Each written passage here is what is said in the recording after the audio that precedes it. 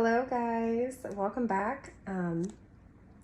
This is book reviews with Anne. Sorry, I'm going to be doing quite a few today. I read quite a bit in the last week during the Thanksgiving break and things like that. So yeah, I have a couple for you. So this is a little bit deceiving because it looks like I'm just going to do one of Stephanie Lauren's books, which is A Rogue's Proposal, but I'm actually going to do a group of hers. These are the 4 that I have of hers. I think that I have 2 of one series and the rest of them are individual from different of her series. And the reason that I'm doing them like this is I'm actually not a huge fan. I'm really sorry, but I'm not. I did see that she had different books that were maybe a little bit newer that maybe I would be interested in, but I will go over why I'm not a huge fan in just 1 minute. Let's go ahead and go over. I just chose the one, A Rogue's Proposal, to go over how much it cost and such instead of doing all 4. So the first one is, it was written in the copyright is 1999, and you can find it on Thrift Books for $4.19. You can find it at Barnes & Noble for $8.99. You can find it on Amazon. Kindle is $7.99. Audiobooks is $5.95. Hardback is $12.99. Or the paperback was $50. I'm not sure why. That might have been like just an error or something. I cannot imagine why this on paperback would be $50. And do not pay that unless you're a family member or love her desperately. You're a huge collector. That's a lot to pay for a paperback novel. That you could get probably around the corner at a used bookstore. Not that I'm telling you what to do. So Lusty meter on this guy at least was about a 5. So now I'm going to go into why I'm not a big fan.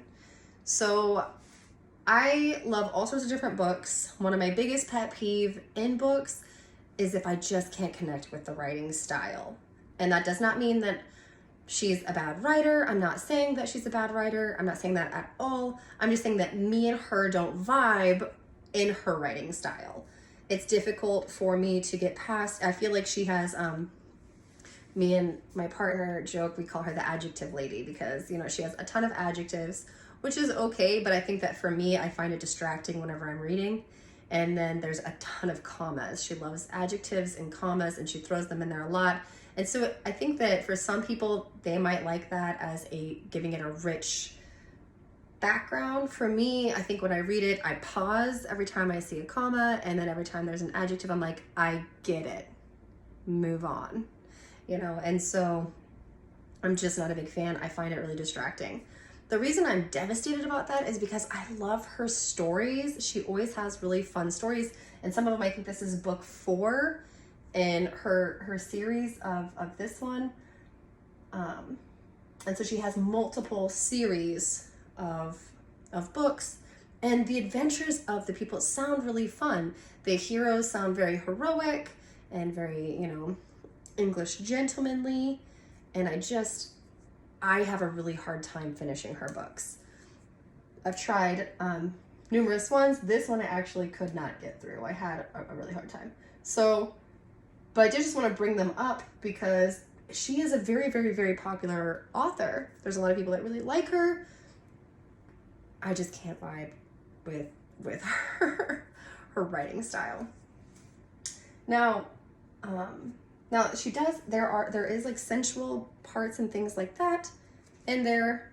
It's just, like I said, I just have a hard time. So okay, let me at least read the back so you know what this one's about. Okay, it says. Demon Sinister has seen love bring his brethren to their knees, and he's vowed that he will not share their fate. Until he spies Felicity Pardiger sneaking around his country estate. Demon remembers Felicity as a mere shit of a girl, but now she stands before him begging for his help, all lush curves, sparkling eyes, and so temptingly worthy of the love he's vowed never to surrender to any woman. Felicity knew Demon was one of the ton's most eligible bachelors, and a rogue of the worst sort, but he was the only one capable of getting her friend out of trouble. Her fascination with him had nothing to do with the power lurking just beneath his devil-may-care facade, or with a desire that flares when he takes her in his arms. She knows he'll never yield. She knows he'll never yield her the love she desperately seeks, but could a marriage with passion alone, even with a man like Demon, be enough? So I'm really devastated that I don't like this book. I can't say that more because all of them, it seems like the females are very strong leads, which is something that I'm a huge fan of. And the guys are a little softer. So devastated that I don't like it. But I just wanted to kind of go over. Maybe I will give her a try on one of her newer books. And so then I can come back on here and be like, you know what? I was wrong. I will proudly admit when I'm wrong. I don't mind at all. Sometimes it happens. So maybe I won't like her older stuff, and maybe I'll like her newer stuff, and I should give it a try before I automatically say. But so there you go. That's my review of at least A Rogue's Proposal. The writing made it where I couldn't even tell you about the story. Story was fun. They have adventure and bring down a ring and things like that. So lots of adventure, lots of fun things. Just so many adjectives. So many adjectives and commas. Comma. Yeah, so many. Anyways, okay. That's it. That's it for me, for Stephanie Lawrence. If anybody has any books that you'd like me to read or review, or if you have any comments about how it's going so far or anything like that, please feel free. Let me know. I will do my best to be better. And that's it. All right. Thank you so much.